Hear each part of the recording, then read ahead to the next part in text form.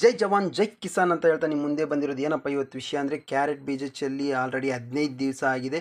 So ಹಾಗಾಗಿ ಇವತ್ತು ಒಂದು ಔಷಧಿ ಕೊಡೋಣ, ಬೀಜ ಯಾವ ಥರ ಮಾಡ್ತಿದೆ ಅಂದ್ಬಿಟ್ಟು ನೋಡೋಣ ಬನ್ನಿ. ಅದಕ್ಕೆ ಮುಂಚೆ ಯಾರೆಲ್ಲ ನನ್ನ ಫಾಲೋ ಮಾಡ್ಕೊಂಡು ಸಪೋರ್ಟ್ ಮಾಡ್ತಿದ್ರು ಎಲ್ಲರಿಗೂ ನನ್ನ ಹೃದಯಪೂರ್ವಕ ಧನ್ಯವಾದಗಳು.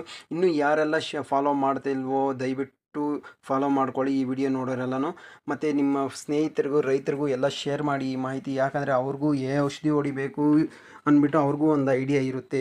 ಅದಕ್ಕೋಸ್ಕರ ನಾನು ರಿಕ್ವೆಸ್ಟ್ ಮಾಡ್ಕೊಳ್ತಾ ಇರೋದು. ಸೊ ನೋಡ್ತಾ ಇರ್ಬೋದು ನೀವು ಕ್ಯಾರೆಟ್ ಬೀಜ ಈಗ ಹೇಗೆ ಮಳ್ತಿದೆ ಅಂದ್ಬಿಟ್ಟು, ಪೈರು ಎಷ್ಟು ಕಳಕಳೆಯಿಂದ ಬರ್ತಾ ಇದೆ ಅಂದ್ಬಿಟ್ಟು ನೀವು ನೋಡ್ತಾ ಇದ್ದೀರಾ.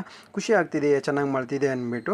ಸೊ ಹಾಗಾಗಿ ನಾವು ಇವತ್ತು 15 ದಿವಸ ಆಗಿದೆ ಅಲ್ಲ, ಕಳೆ ಔಷಧಿ ಅದು ಇದು ಹೊಡೆದಿರ್ತೀವಿ, ಅದಕ್ಕೆ ಗ್ರೋತ್ ಆಗಬೇಕನ್ಬಿಟ್ಟು ಔಷಧಿಗಳು ಕೊಡ್ತಾ ಇರೋದು 15 ದಿನಕ್ಕೆ.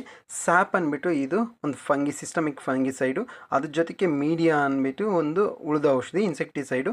ಇದು ಸ್ಯಾಪ್ ಅನ್ನೋದು 2.5 ಗ್ರಾಮು, ಮೀಡಿಯಾ ಅನ್ನೋದು ಉಳಿದ ಔಷಧಿ 1 ml, ಅದ್ರ ಜೊತೆಗೆ ಬಯೋಸೈಮ್ ಅಂದ್ಬಿಟ್ಟು ಇದು ಗ್ರೋತ್ ಪ್ರಮೋಟರು 2.5 ml per ಲೀಟರು.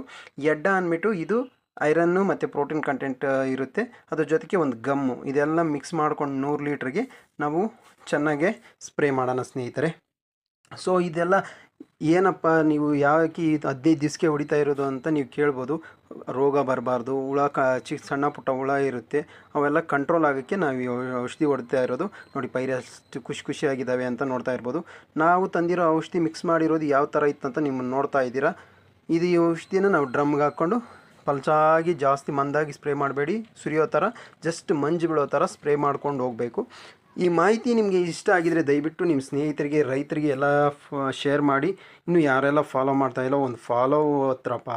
ಜೈ ಜವಾನ್ ಜೈ ಕಿಸಾನ್. ಮತ್ತು ಮೋರ್ ವೀಡಿಯೋಸ್ ಕೊಡ್ತಾ ಇರ್ತೀನಿ ಏನು ಔಷಧಿಗಳು ಹೊಡಿಬೇಕಂದ್ಬಿಟ್ಟು.